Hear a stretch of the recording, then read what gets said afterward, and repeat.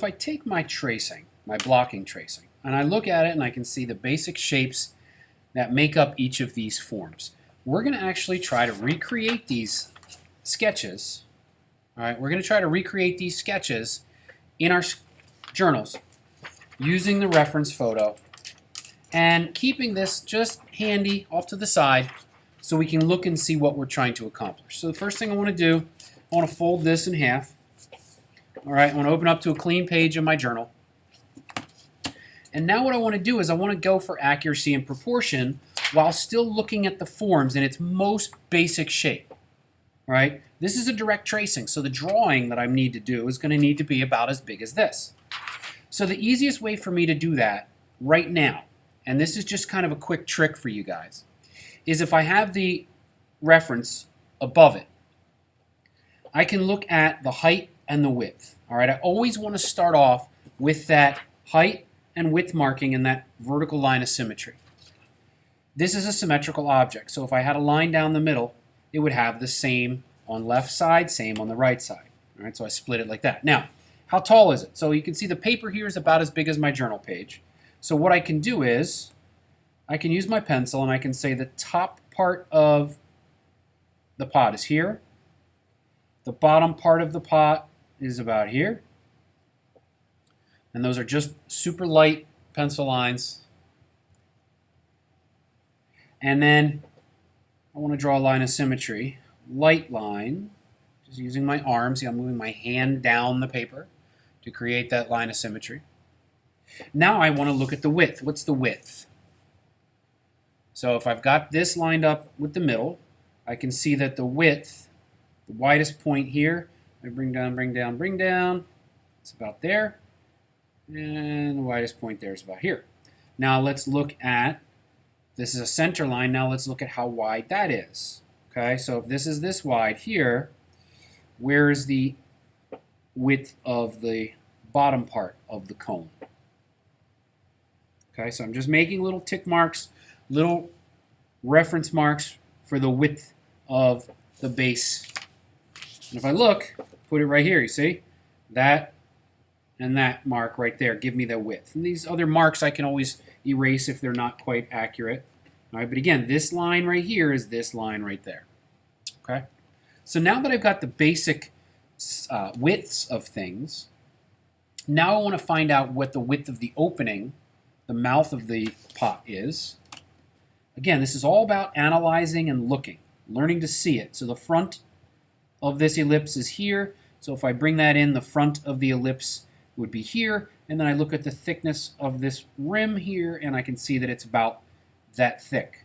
All right, I'm setting everything up first with the basic blocking techniques. Now, the next thing I want to look at is what's the angle of the cone.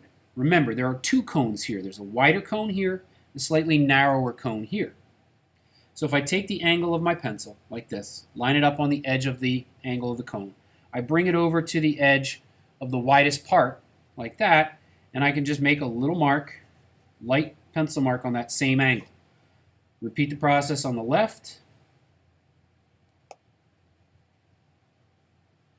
And now inside that line, I have another that's going to come down to this point where I made that little hash mark. So that line is that line. Now this line is going to be this line.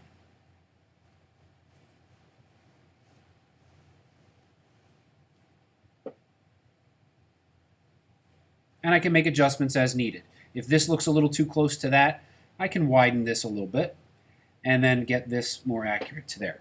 So you can see I'm just kind of slowly putting it together. Now what I want to look at is the ellipses.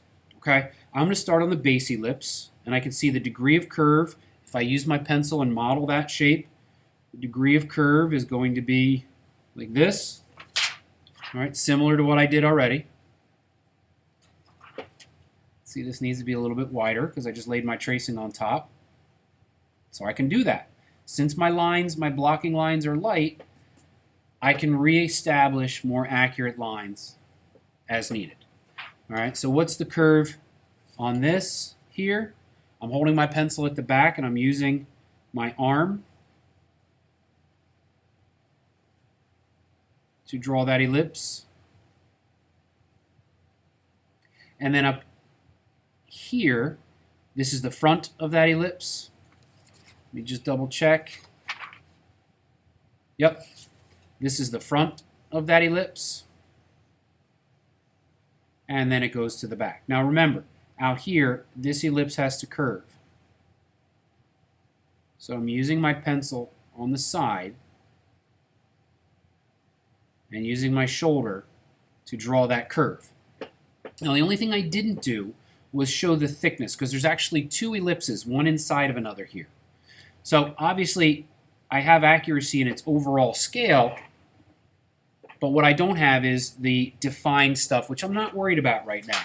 This is where I want to be with that. All right, so I'm going to continue that process with the next 4 shapes on here. So I'm going to do these 2 shapes on this one. So again, I want to find the top and the bottom. So here's the bottom. Here's the top of the teapot's handle, and then right about here's the top of the hemisphere. What it's the width. All right, the width of the cylinder, about here, and the width of the cylinder is about here. Okay, and now I'm just going to look at the heights of things. If I know that this is the height of the hemisphere, where's the height of this ellipse? All right, there's a flat ellipse here and then the hemisphere on top. Where's this ellipse? Where's the base ellipse? There's a secondary ellipse. All right, so I'm just putting together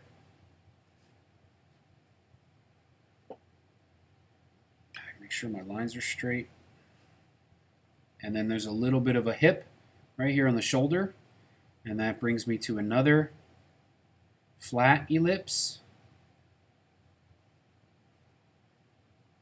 And then I have the hemisphere.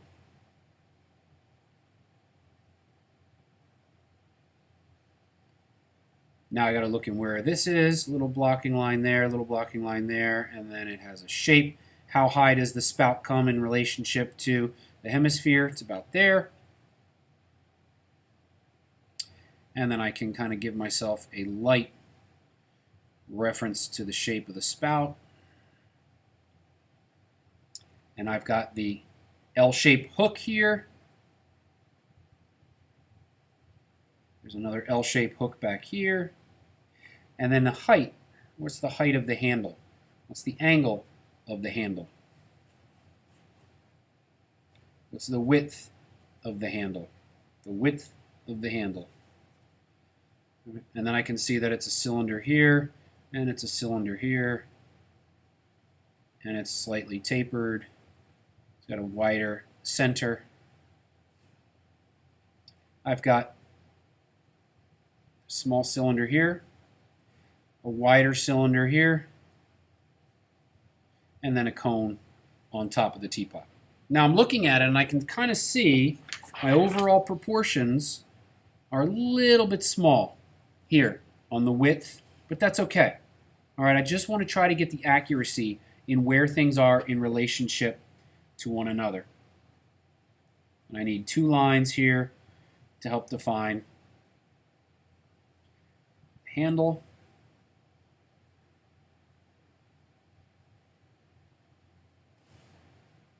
And of course I have the slightly wider base. Okay. So that's the basic setup. I can see it overall I'm at a pretty good proportion. Only thing I missed was the height of this, which is okay. All right, I can see the height of that. All right, so that's the first 2. This is all you want to see is light blocking, trying to get accurate proportions. Again, if I look at it, I can see that this might need to be a little bit bigger here. So it's light enough, I can make it a little bit bigger. So what I'm going to do now is I'm going to flip my journal page over, and I'm going to do the same process for these forms. So we've already figured out that these forms are made up of a few different things. There's a sphere, which is the main 2 cones here, and a cylinder, which would be the neck of the bottle. Okay? And again, on this one, we've got a tapered cylinder. So originally I drew a straight cylinder, And obviously then the spout, here's a pyramid. And then I've got a bunch of hemispheres here. I got a hemisphere down here, okay, right there where it curves out. And then I've got cylinders.